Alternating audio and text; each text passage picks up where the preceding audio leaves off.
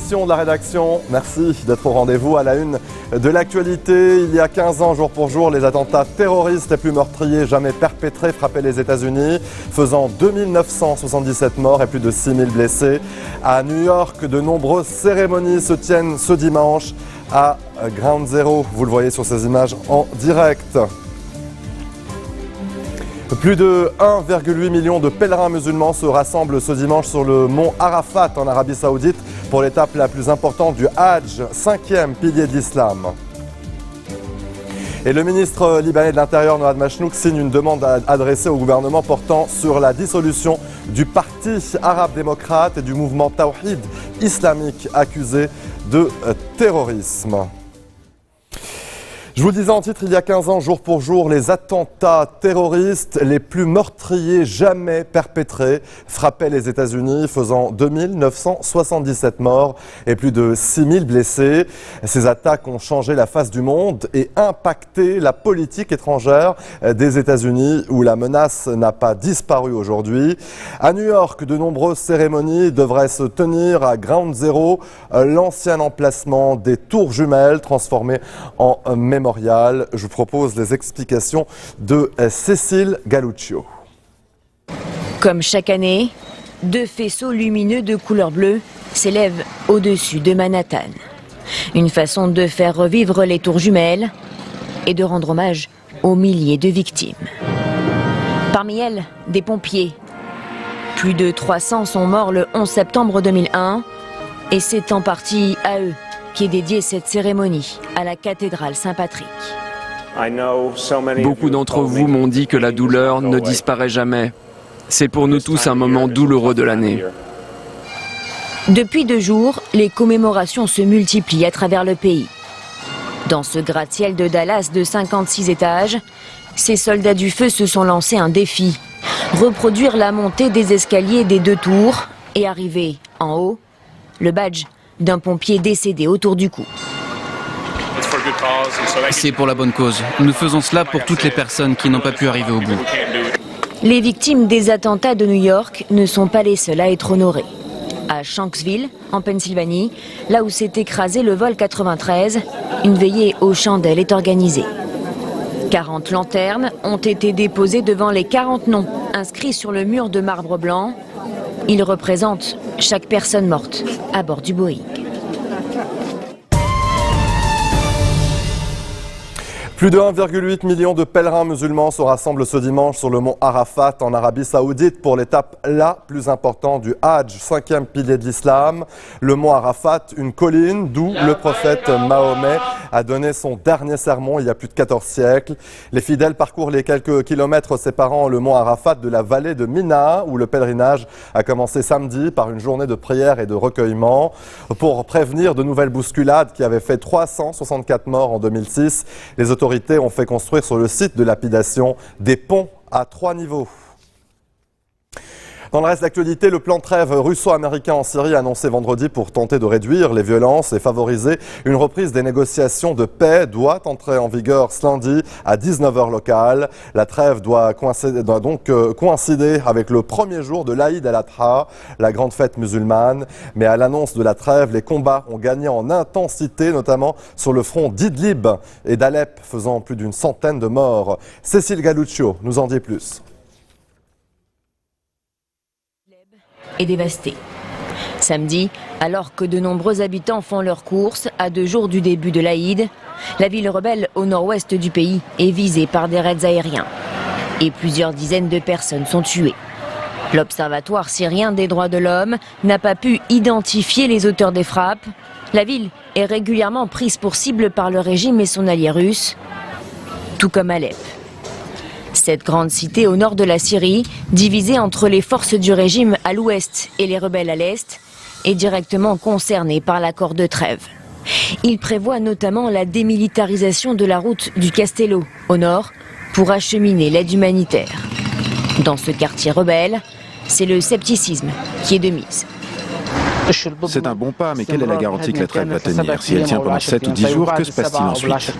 Si c'est un cessez-le-feu comme les précédents, alors il sera inutile pour nous.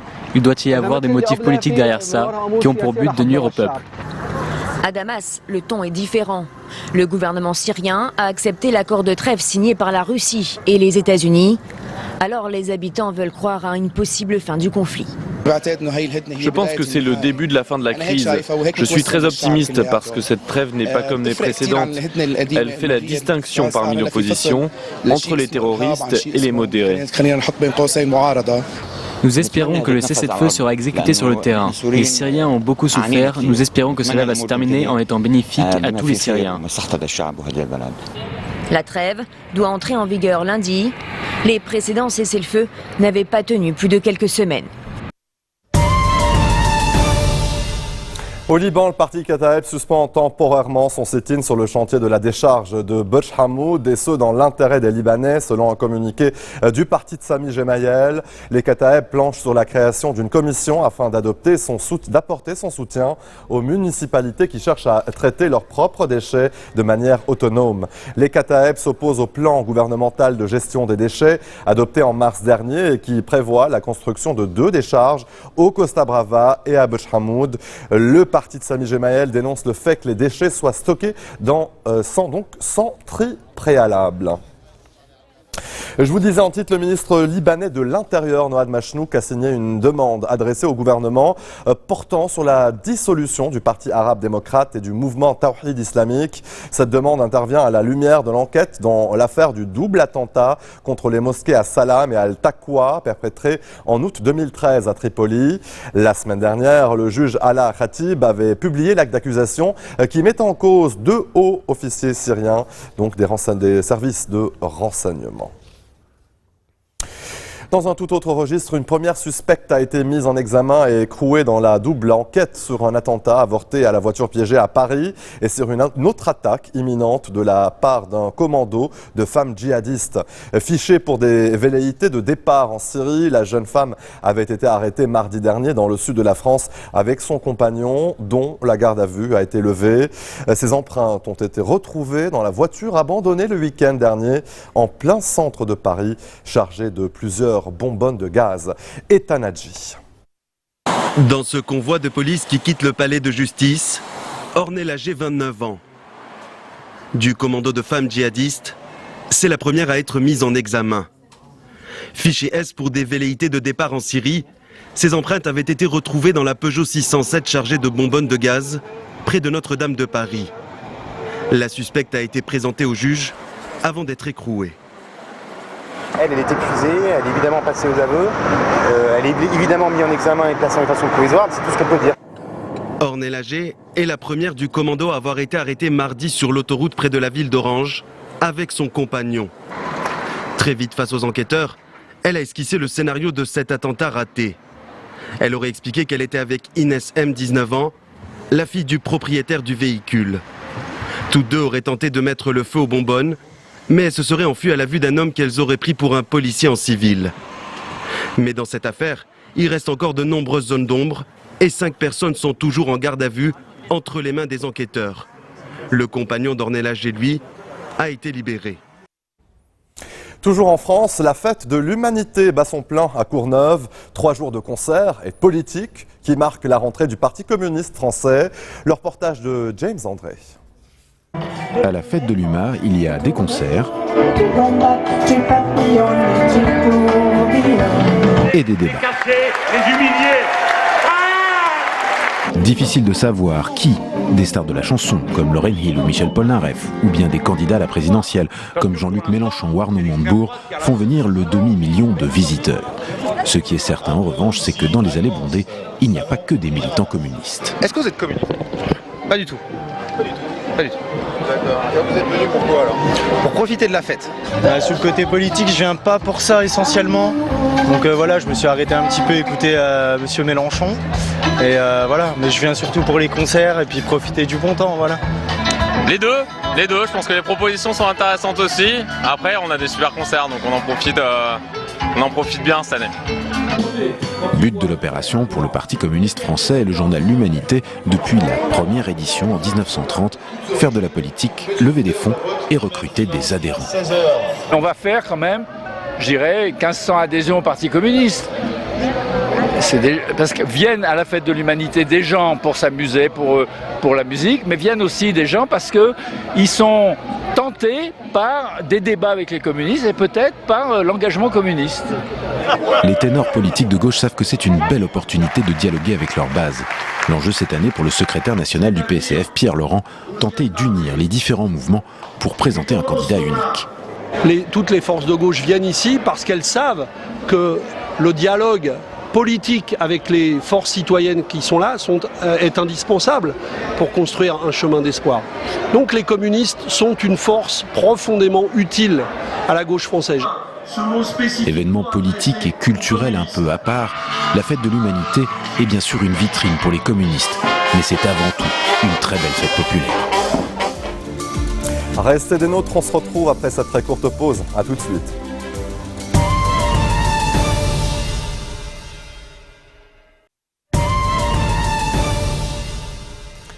Retour sur le plateau de l'info, les électeurs croates retournent aux urnes ce dimanche 11 septembre, moins d'un an après les dernières élections législatives. La coalition ultra-droitière, formée après le scrutin de novembre 2015, avait rapidement volé en éclats. La campagne électorale qui s'est déroulée au cœur de l'été et de la saison touristique, vitale pour l'économie croate, n'a pas passionné les électeurs qui risquent d'être à nouveau tentés par les petites formations anti-système. La correspondance de Laurent Rouy à Belgrade.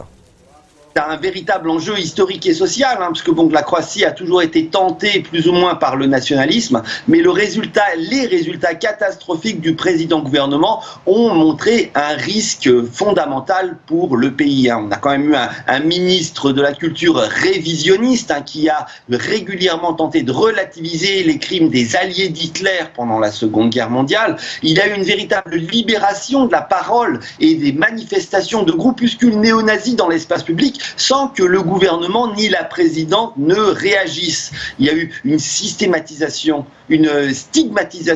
systématique de la minorité serbe. Bref, des positions qui avaient suscité l'incompréhension dans les pays de la région, mais aussi à Bruxelles. Donc le choix qui s'offre aujourd'hui un peu à la Croatie est de savoir si le pays va continuer dans cette voie de droite fortement teintée de nationalisme dur, ou si au contraire les valeurs européennes seront un peu plus respectées dans ce pays. En qualifiant une partie des partisans de Donald Trump de pitoyable, la candidate démocrate Hillary Clinton a déclenché ce week-end une vague d'indignation. Une gaffe qui a provoqué la colère du républicain et de son camp, fustigeant le mépris de l'ancienne première dame. Sous le feu des critiques à la fois politiques et médiatiques, la candidate démocrate reconnaît qu'elle a commis une erreur. Ethan Hadji nous en dit plus. Lors d'un gala organisé par la communauté LGBT, Hillary Clinton a dressé un portrait peu flatteur des sympathisants de son rival. Pour généraliser, vous pourriez mettre la moitié des partisans de Donald Trump dans ce que j'appelle le panier des pitoyables. Ils sont racistes, sexistes, homophobes, xénophobes, islamophobes. Et malheureusement, ce genre de personnes existe et il les a remis sur le devant de la scène. Même si elle s'est excusée depuis pour ses propos, la candidate démocrate a suscité une levée de boucliers dans le camp républicain. Pour Donald Trump, c'est la pire erreur de campagne de sa rivale. Hillary Clinton a été tellement insultante envers mes supporters. Des millions de personnes incroyables qui travaillent dur. Je pense que cela va lui coûter cher dans les sondages. Une candidate sectaire, inapte à être présidente des États-Unis, Donald Trump a multiplié les invectives envers Hillary Clinton ces dernières semaines, allant même jusqu'à remettre en doute sa santé mentale. Personnellement, je pense que c'est une personne instable. À 2 semaines du premier débat télévisé, la tension est à son comble entre les deux candidats. Les derniers sondages prédisent un match serré lors de l'élection du 8 novembre prochain. Allez, dans un tout autre registre, la mission Osiris-Rex de la NASA a décollé cette semaine de Cap Canaveral, en Floride, pour une mission de 7 ans vers un astéroïde proche de la Terre. L'objectif de la mission est d'aller prélever des échantillons à la surface de l'astéroïde Bennu et qui devrait donner des informations inédites sur la formation des planètes et notamment sur les circonstances qui ont permis l'émergence de la vie sur Terre. Laure Wagner. 3, 2, 1. Depuis la Floride, la fusée Atlas 5 s'élance dans l'espace. Direction, l'astéroïde Bennu, un bloc rocheux de 492 mètres de diamètre. Le ciel est clair et le vol se déroule sans encombre. La sonde spatiale de 2 tonnes doit se séparer de la fusée 55 minutes après son départ. Les responsables de la mission se félicitent déjà de ce lancement. Je voudrais juste commencer par ceci. Que dites-vous de ce lancement? N'était-ce pas génial? La sonde fusée Atlas 5 s'est lancée impeccablement ce soir. Le compte à rebours s'est déroulé sans encombre. Proposée par une équipe de scientifiques de l'Arizona, la mission Osiris-Rex a été sélectionnée en mai 2011 par la NASA. Objectif, ramener au moins 60 grammes de matériaux de l'astéroïde Bennu sur Terre. Une mission inédite, car pour l'instant aucune sonde n'est revenue sur la Terre. 800 millions de dollars ont été investis pour ce programme, qui doit durer 7 ans au total. Le prochain moment de vérité sera lorsque nous obtiendrons les premières images de l'astéroïde. Nous comprendrons alors à quel genre de défi nous devons faire face. Est-ce que ce sera une simple promenade de santé ou allons-nous avoir du travail pour parvenir au site et ramener les précieux échantillons sur Terre? Grâce à ces échantillons, les chercheurs espèrent découvrir de précieux indices sur les origines de la formation du système solaire, ainsi que sur l'apparition de la vie. Comme chaque année, des dizaines de milliers de personnes convergent vers Kandy, l'ancienne capitale du Sri Lanka, pour assister à la plus importante et la plus fastueuse procession, la parade de Perahera, une tradition vieille de près de 2000 ans. Reportage. Ils sont venus rendre hommage au bien le plus précieux et le plus vénéré des bouddhistes, la dent de Bouddha, plus précisément sa canine. Selon la légende, elle aurait été apportée d'Inde au Sri Lanka au IVe siècle. Une princesse l'aurait dissimulée dans ses cheveux. Depuis, la dent de Bouddha est devenue un symbole de pouvoir. Une célébration annuelle en l'honneur de la Sainte Relique a lieu chaque année à Kandy, l'ancienne capitale du Sri Lanka. Un grand nombre de danseurs, de batteurs et d'éléphants participent à ce défilé qui se tient pour la 117e année.